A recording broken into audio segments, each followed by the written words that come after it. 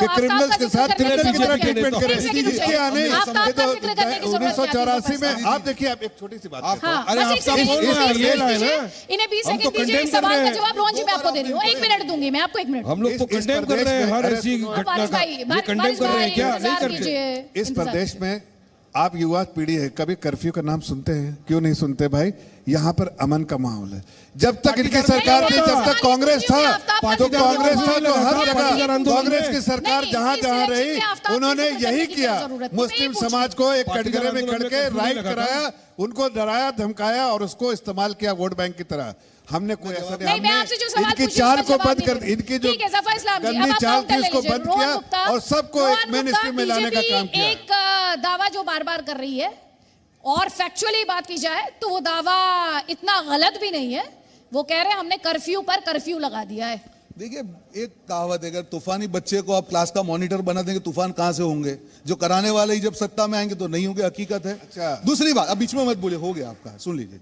एक गुजरात के दिल की आवाज है, प्लीज, गुजरात के दिल की आवाज है कि बंद होने वाली है भाजपा की दुकान, इसलिए आ गया हिंदू मुसलमान और पाकिस्तान। ये हकीकत है कि भाजपा की दुकान बंद होने वाली, इसलिए हिंदू मुसलमान और पाकिस्तान की एंट्री गुजरात के चुनाव में 2 दिन के पहले हो गई। आपने सही कहा। देखिए, ये मुद्दे मानवता के मुद्दे हैं। आफ्ताब की बात करें या बिल्किस बानो की बात करें, इसमें कोई डिस्कशन का स्कोप ही नहीं है। किसी को भी आप पूछेंगे हम तीनों एक ही जवाब देंगे, तो फिर आप चुनाव में क्यों इसका यूज कर रहे हैं? आप पाकिस्तान लेके, इनके केंद्रीय मंत्री बोल रहे हैं पाकिस्तान, अरे बंद कीजिए, आपका ऑल वेदर फ्रेंड है पाकिस्तान, पर इस बार गुजरात में नहीं बचा पाएगा। आप हर बार गुजरात में लेके आते हैं, इस बार गुजरात की जनता ने तय कर लिया है कि इस बार जो जवाब है आपके मोरबी के लिए मांगा जाएगा। इस बार जहरीली कांड में 75 लोग मर गए, उसके लिए मांगा जाएगा। 22 जो पेपर लीक हुए उसके लिए मांगा जाएगा। करोड़ों का ड्रग्स बढ़ा है उसके लिए मांगा जाएगा। गुजरात में भ्रष्टाचार जो बढ़ा है उसके लिए मांगा जाएगा। जो कुपोषण बढ़ा है उसके लिए मांगा जाएगा। जो ऋण बढ़ा है उसके लिए मांगा जाएगा। इस बार आपको जवाब देना पड़ेगा। सवाल सुन लीजिए, सवाल सुन लीजिए। उन्होंने 2 बातें कही है और उनके सवाल को मैं 2 टुकड़ों में तोड़ देती हूँ। पहला, उन्होंने ये कहा कि हिंदू मुसलमान और पाकिस्तान आपको बचा नहीं पाएंगे। पहला अंश उनके सवाल का ये है।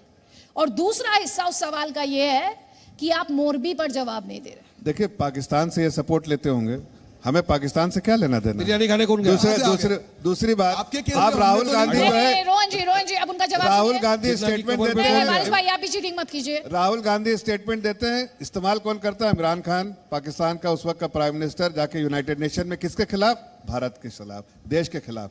तो ये किसके साथ है वो सबको पता चलता है। जो आप देश की सुरक्षा के बार कितनी बार इन लोगों ने उसके साथ खिलवाड़ किया, ये भी देश की जनता जानती है। लेकिन आज मैं पूछता हूं, अगर हमने 27 सालों में अगर 15 यूनिवर्सिटी थी उससे जाके अगर 133 यूनिवर्सिटी बना दी, तो क्या हमने गलत किया? क्या अगर ड्रॉप आउट रेशियो स्टूडेंट का 37% था, उसको अगर हम 3% पे लाए, बच्चों को पढ़ाई अच्छे से करने लगे, अच्छी यूनिवर्सिटी लेकर आए, अच्छे मेडिकल की सीट्स लेकर आए। पहले इनके समय में बच्चे यहाँ से बाहर जाते थे, सिर्फ मात्र 1300 सीट थी, अभी कम से कम 6000 सीटें हैं।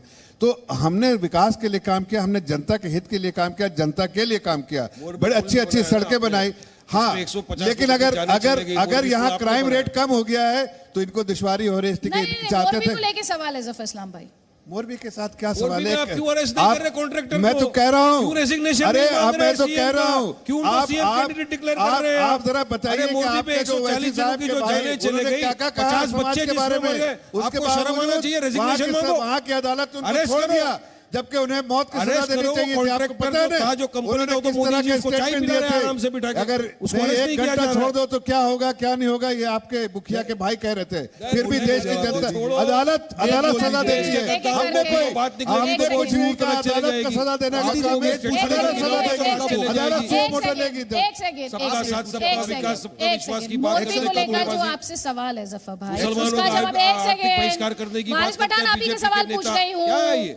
वारिस पठान, ये स्टूडियो नहीं है, आप सीधे जनता की अदालत में हैं, जज कर रही है आपको, तो बहुत केयरफुल होने की जरूरत है। मैं आप सबके भले की बात कर रही हूँ, क्योंकि जनता को समझने में कुछ सेकंड लगते हैं कि कौन सवाल का जवाब दे रहा और कौन नहीं दे रहा। ठीक है, रोहन गुप्ता, आपसे ये सवाल है। थोड़ी देर पहले हमारे यहाँ पर सेशन में स्मृति ईरानी जी आई थी, केंद्रीय मंत्री।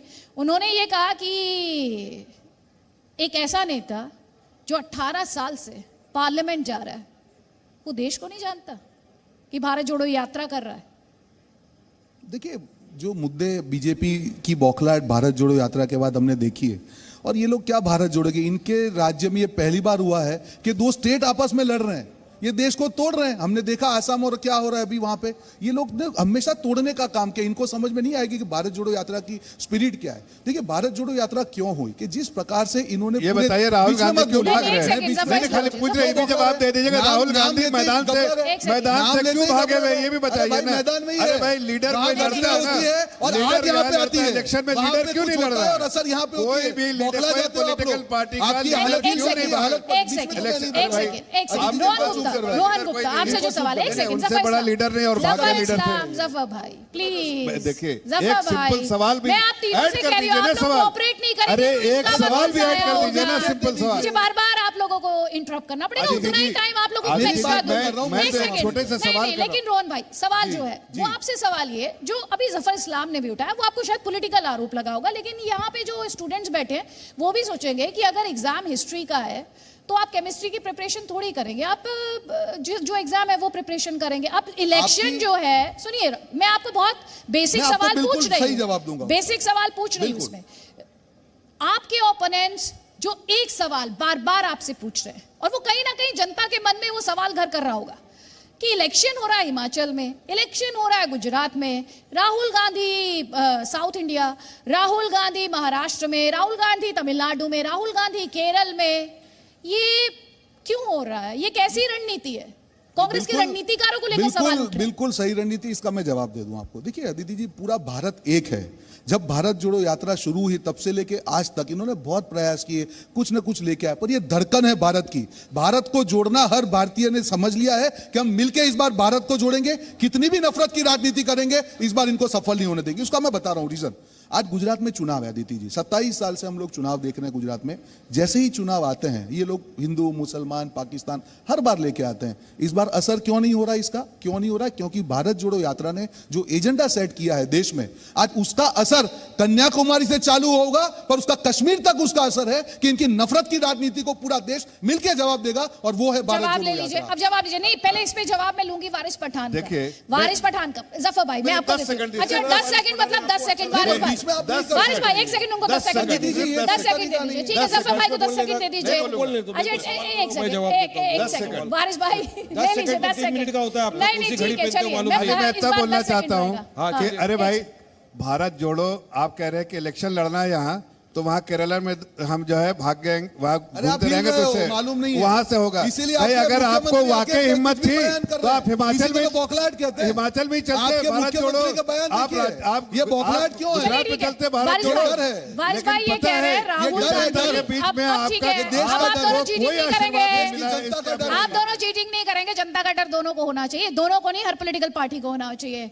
और यहाँ पे अब मैं नेगेटिव मार्किंग शुरू कर दूंगी। अब एक बार इंटरप्ट करेंगे तो 2 बार मौका नहीं मिलेगा जवाब देने का। वारिस भाई ये रोहन गुप्ता जी कह रहे हैं कि राहुल गांधी तो देश को जोड़ने निकले हैं, और असदुद्दीन ओवैसी ये कहते हैं कि कांग्रेस ने तो मुसलमानों की बदहाली कर दी, मुसलमानों को हमेशा डिप्राइव्ड रखा, उनके लिए कुछ किया नहीं। देखिए जो राहुल गांधी निकले हैं भारत जोड़ो करने, उनकी पार्टी का वो है, वो तो जवाब वो देंगे।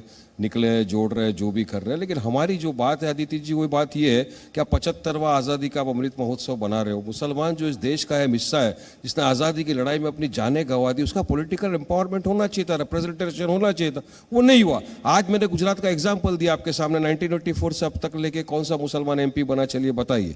अहमद पटेल जी के बाद में कोई पूरे गुजरात के अंदर कोई नेता नहीं है इनके पास मुसलमान का, इनके पास जवाब नहीं है। इनके नेता चुनाव के पहले आके बोलते हैं कि अगर मुसलमानों का कोई अच्छा कर सकता है तो वो हम कर सकते हैं। आप मुझे बताइए कैसा कर सकते हैं? मैं तो कुछ नहीं बोल रहा हूं, मैं तो सच्चर कमेटी, महमूद रहमान कमेटी के रिपोर्ट के आधार पे बोल रहा हूं। आज आपने इतने साल से सत्ता में रहे, फिर भी मुसलमान पिछड़ा हुआ वर्ग क्यों है? हम नहीं थे सत्ता में, लड़ रहे तो उनको तकलीफ होता है। अरे हम पे छोड़ो, हम हराएंगे बीजेपी को, ताकत है हमें हराने की, जवाब लीजिए। हरा के छोड़ेंगे। जफर भाई इंतजार कीजिए, रोहन गुप्ता मैं जवाब दे दूं, क्या आप देंगे जवाब?